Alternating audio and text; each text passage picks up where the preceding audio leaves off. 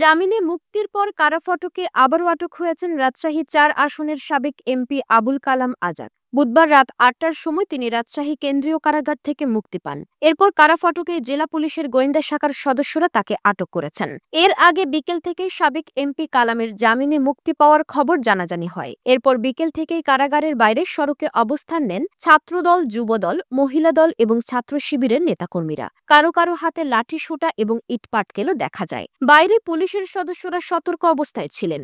রাত ৮টার সময় কারাগারের ভেতরের প্রধান ফটক থেকে বের হন কালাম। পরে ডিবি পুলিশের সঙ্গে হেঁটে কারাগারের বাইরের প্রধান ফটকের কাছে আসেন। এই সময় বাইরে অপেক্ষমান ডিবি পুলিশের একটি জিপে তাকে তুলে নেওয়া হয়।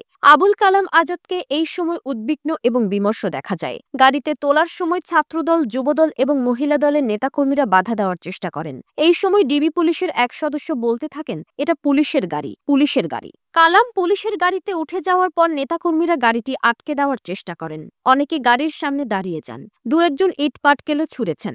এই সময় গাড়ির বাইরে থাকা পুলিশ সদস্যরা নেতাকর্মীদের সরিয়ে নিলে দ্রুত গাড়িটি ডিবি কার্যালয়ে চলে যায়।